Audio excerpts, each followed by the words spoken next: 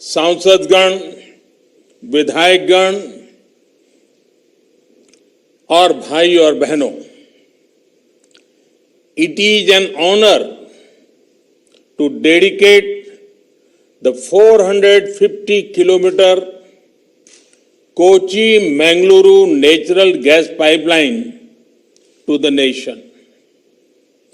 This is an important day for India, especially for the people of Kerala and Karnataka.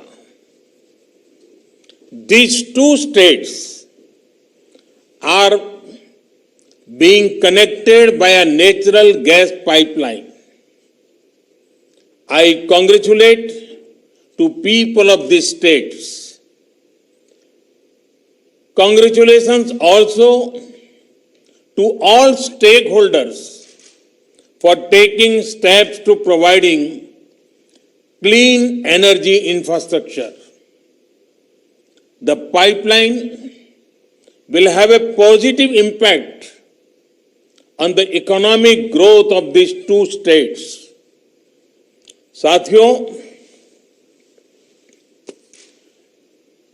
Kochi Mangaluru pipeline इस बात का बहुत बड़ा उदाहरण है कि विकास को प्राथमिकता देते हुए सभी मिलकर काम करें तो कोई भी लक्ष्य असंभव नहीं। ये प्रोजेक्ट से जुड़े लोग जानते हैं कि इंजीनियरिंग के लिहाज से इसे पूरा करना कितना मुश्किल था। प्रोजेक्ट में कई दिक्कतें भी आई, लेकिन हमारे श्रमिकों, हमारे इंजीनियरों, हमारे किसानों और राज्य सरकारों के सहयोग से ये पाइपलाइन पूरी हुई।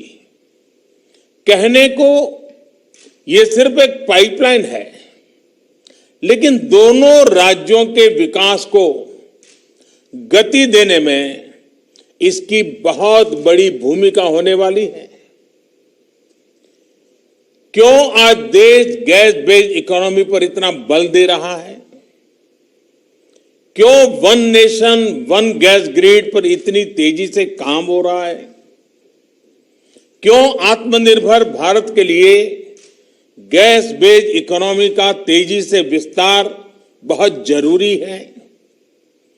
वो सिर्फ इस एक पाइपलाइन के फायदों से समझ आ जाएगा। पहला, ये पाइपलाइन दोनों राज्यों में लाखों लोगों के लिए ईज ऑफ लिविंग बढ़ाएगी।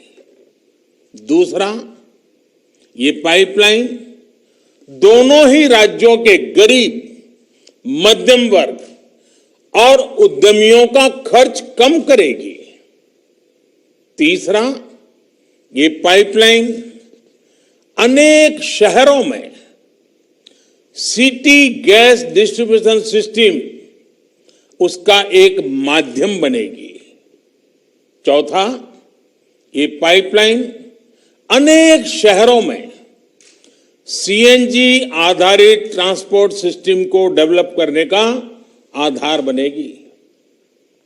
पांचवा, ये पाइपलाइन मैंगलोर केमिकल और फर्टिलाइजर प्लांट को ऊर्जा देगी, कम खर्च में खाद बनाने में मदद करेगी, किसान को मदद होगी।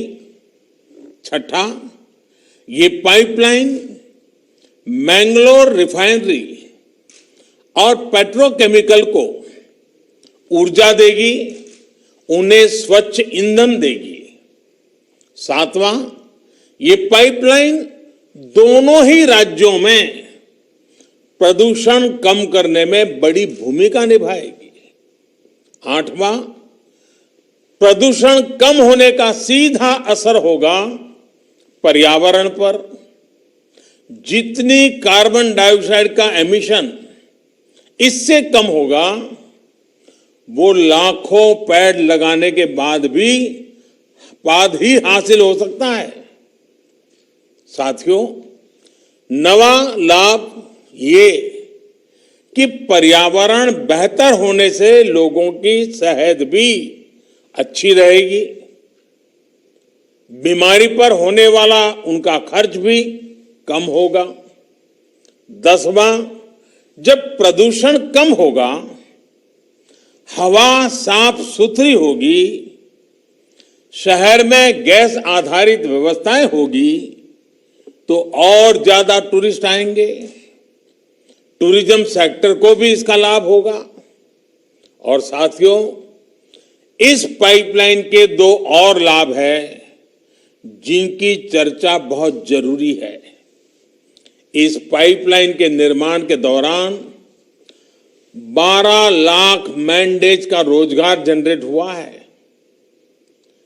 पाइपलाइन के शुरू होने के बाद भी रोजगार और स्वरोजगार का एक नया इकोसिस्टम केरला और कर्नाटका में बहुत तेजी से विकसित होगा। फर्टिलाइजर उद्योग हो, पेट्रोकेमिकल उद्योग हो, बिजली उद्योग हो, हर उद्योग इससे लाभ लेगा और रोजगार के अवसर बनेंगे। साथियों, इस पाइपलाइन का एक और बड़ा लाभ पूरे देश को होगा। जब ये पाइपलाइन पूरी क्षमता से काम करना शुरू कर देगी, तो देश की हजारों करोड़ की विदेशी मुद्रा खर्च, ये खर्च बच जाएगा। भारत COP21 के लक्ष्यों को लेकर जिस गंभीरता से काम कर रहा है, ये प्रयास हमें उसमें भी मदद करेंगे। साथियों, दुनिया भर के एक्सपर्ट्स का कहना है कि 21वीं सदी में जो भी देश अपनी कनेक्टिविटी पर और क्लीन एनर्जी पर सबसे ज्यादा जोर देगा, तेजी से काम करेगा, वो तेजी से नई ऊंचाई पर पहुंचेगा। आज आप जिस भी फ्रंट पर देखें, highway connectivity, railway connectivity, metro connectivity, air connectivity, water connectivity, digital connectivity या फिर गैस कनेक्टिविटी, भारत में जितना काम अभी हो रहा है, एक साथ इतने सभी क्षेत्रों में उतना पहले कभी नहीं हुआ। एक भारतीय के तौर पर यह हम सभी का सौभाग्य है कि हम ये होते हुए अपनी आंखों से देख रहे हैं। हम सभी विकास के इस नए आंदोलन का हिस्सा है। भाइयों और बहनों, पिछली शताब्दी में भारत जिस भी रफ्तार से चला, उसकी अपनी वजह रही है। मैं उनके विस्तार में नहीं जाना चाहता, लेकिन इतना तय है कि आज का युवा भारत दुनिया पर छा जाने के लिए अधीर भारत अब धीरे नहीं चल सकता। इसलिए ही बीते वर्षों में देश ने स्पीड भी बढ़ाई और स्केल भी बढ़ाया, साथ साथ स्कोप भी बढ़ाया। साथियों, भारत की नई पीढ़ी का एक अच्छा गुण है कि वो तथ्यों के आधार पर चीजों को परखती है और उसकी सफलता विफलता को तुलनात्मक रूप में भी एनालाइज करती है और हर एक बात को तर्क के आधार पर, तथ्य के आधार पर स्वीकार करती है। भारत में गैस बेस्ड इकोनॉमी को लेकर अभी जो काम हो रहा है उसमें भी कई तर्क और तथ्य बहुत ही महत्वपूर्ण है। साथियों, हमारे देश में पहली inter state natural gas pipeline 1987 में कमीशन हुई थी। पहली पाइपलाइन 1987 में कमीशन हुई थी। इसके बाद 2014 तक यानी 27 साल 27 इयर्स में भारत में 15,000 किलोमीटर नेचुरल गैस पाइपलाइन बनी। आज देश भर में पूरब, पश्चिम, उत्तर, दक्षिण 16,000 किलोमीटर से ज्यादा नई गैस पाइपलाइन पर काम चल रहा है। ये काम अगले 4-6 साल में पूरा होने वाला है। आप कल्पना कर सकते हैं, जितना काम 27 वर्षों में हुआ, हम उससे ज्यादा काम उसके आधे समय में करने का लक्ष्य लेकर चल रहे हैं। साथियों, इसी तरह एक और उदाहरण है सीएनजी स्टेशन का। हमारे देश में पहला सीएनजी स्टेशन 1992 के आसपास शुरू हुआ था।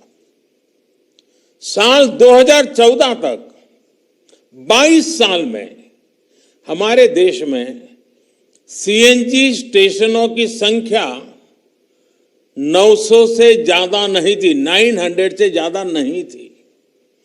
जबकि पिछले 6 वर्षों में 1500 के करीब नए सीएनजी स्टेशन शुरू हुए हैं।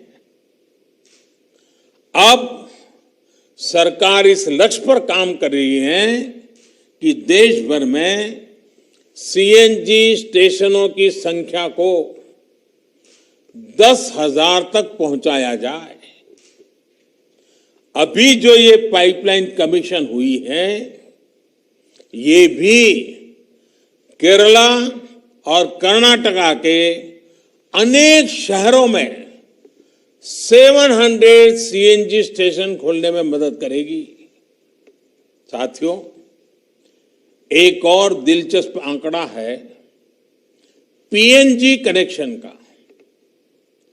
रसोई में पाइप से जो गैस पहुंचाई जाती है उसका 2014 तक हमारे देश में सिर्फ 25 लाख पीएनजी कनेक्शन थे। मतलब कि घरों में पाइपलाइन से गैस 25 लाख। आज देश में 72 लाख से ज्यादा घरों की रसोई में पाइप से गैस पहुंच रही है। कोची मैंगलुरु पाइपलाइन से 21 लाख और नए लोग पीएनजी सुविधा का लाभ ले पाएंगे। भाइयों और बहनों, लंबे समय तक भारत में एलपीजी कवरेज की स्थिति क्या रही, ये हम सभी जानते हैं। साल 2014 तक जहां 14 करोड़ एलपीजी कनेक्शन देश भर में थे, वहीं बीते 6 सालों में इतने ही नए कनेक्शन और दिए गए हैं। उज्ज्वला योजना जैसी स्कीम से देश के 8 करोड़ से ज्यादा गरीब परिवारों के घर कुकिंग गैस तो पहुंची है, साथ ही इससे एलपीजी से जुड़ा इंफ्रास्ट्रक्चर भी देश में मजबूत हुआ है। साथियों, एक बड़ी वजह रही कि कोरोना काल में देश में रसोई गैस की किल्लत कभी नहीं हुई। गरीब से गरीब को हम उस मुश्किल समय में करीब 12 करोड़ मुफ्त सिलेंडर उपलब्ध करा पाए। साथियों, सरकार के इन प्रयासों का, इतनी तेजी से किए जा रहे कार्यों का एक और प्रभाव हुआ है। इसकी चर्चा उतनी हो नहीं पाती। याद करिए, हमारे यहां केरोसिन को लेकर कितनी लंबी लंबी लाइनें लगा करती थी। राज्य सरकारें भारत सरकार को चिट्ठियां लिखती थी केरोसिन का कोटा बढ़ाने के लिए, केरोसिन की डिलीवरी के लिए। केंद्र और राज्य के बीच में हमेशा तनाव रहता था। आज जब रसोई के लिए गैस आसानी से मिल रही है, रसोई तक गैस आसानी से पहुंच रही है, तो केरोसिन की किल्लत भी कम हुई है। आज देश के कई राज्य और केंद्र शासित प्रदेश खुद को केरोसिन मुक्त राज्य घोषित कर चुके हैं। Friends, our government believes in an integrated approach for energy planning. Our energy agenda is all inclusive. Since 2014, we have brought in various reforms across the oil and gas sector. These reforms cover exploration and production, natural gas marketing and distribution. We plan to achieve one nation, one gas grid. We also want to shift to gas-based economy. The use of natural gas has several environmental benefits. The government is taking policy initiative to increase the share of natural gas in India's energy basket from 6% to 15%. Crores of rupees would be invested in the oil and gas sector in this decade itself. Dedication of this Kochi-Mangaluru natural gas pipeline of GAIL is a part of our journey to move towards one nation, one gas grid. Clean energy is important for a better future. The pipeline will help improve clean energy access. Our government is also making many efforts in other sectors. Take, for example, the Swachh Bharat movement, the efforts to increase LED bulbs for electric mobility. साथियों, आज कोशिश ये है कि देश को भविष्य की जरूरतों, भविष्य की एनर्जी नीड्स के लिए आज से ही तैयार किया जाए। इसलिए एक तरफ देश में नेचुरल गैस पर फोकस किया जा रहा है, तो दूसरी तरफ देश अपने एनर्जी रिसोर्स को भी डाइवर्सिफाई कर रहा है। अभी हाल ही में गुजरात में दुनिया के सबसे बड़े रिन्यूएबल एनर्जी प्लांट का हाइब्रिड सिस्टम का रिन्यूएबल एनर्जी प्लांट का काम शुरू हुआ है। विंड और सोलर कंबाइन। इसी तरह आज देश में ही बायोफ्यूल्स पर बहुत बड़े स्तर पर काम चल रहा है। गन्ना हो या अन्य एग्रो प्रोडक्ट्स हो, इनसे इथेनॉल के निर्माण पर गंभीरता से काम किया जा रहा है। अगले 10 साल में पेट्रोल में होने वाली इथेनॉल ब्लेंडिंग को 20% तक करने का लक्ष्य रखा गया है। यही नहीं, इलेक्ट्रिक मोबिलिटी से जुड़े सेक्टर को, इसमें जुड़े इंफ्रास्ट्रक्चर को भी बहुत अधिक प्रोत्साहन दिया जा रहा है। हम देशवासी को पर्याप्त, सस्ता, प्रदूषण रहित ईंधन मिले, बिजली मिले, इसके लिए हमारी सरकार पूरी प्रतिबद्धता से काम कर रही है।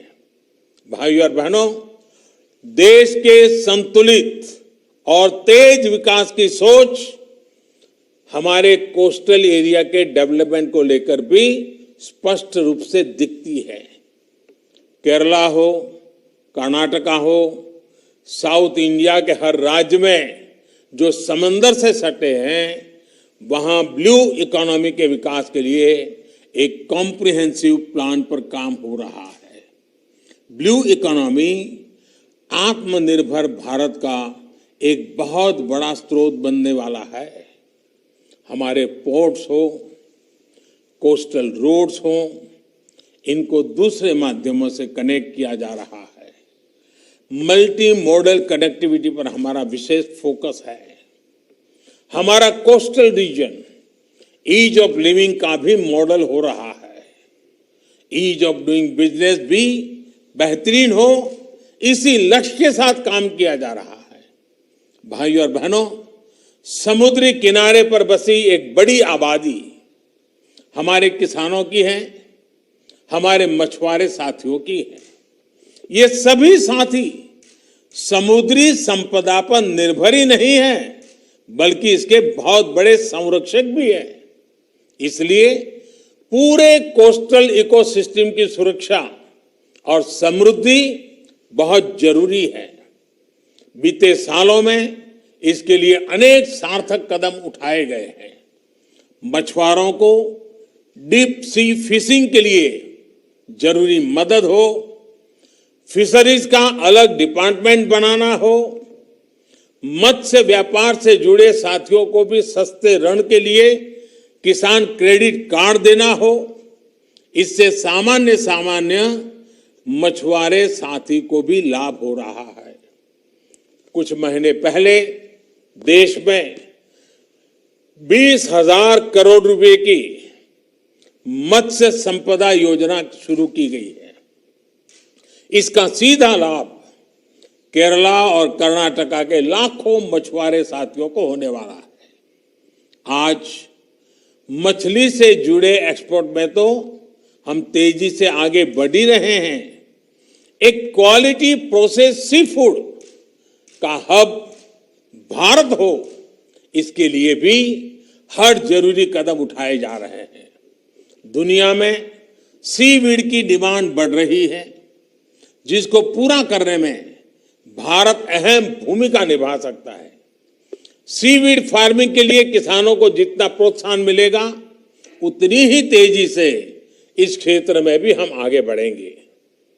हम एकजुट होकर संकल्पित भाव से काम करेंगे, तभी हम हर राष्ट्रीय लक्ष्य को तेजी से हासिल कर पाएंगे। एक बार फिर कोची मंगलुरु गैस पाइपलाइन के लिए केरला और कर्नाटक के सभी नागरिक भाइयों बहनों को, इस काम से जुड़े हुए सभी महानुभावों को अनेक अनेक बधाइयां देता हूं, बहुत बहुत बधाई देता हूं। धन्यवाद।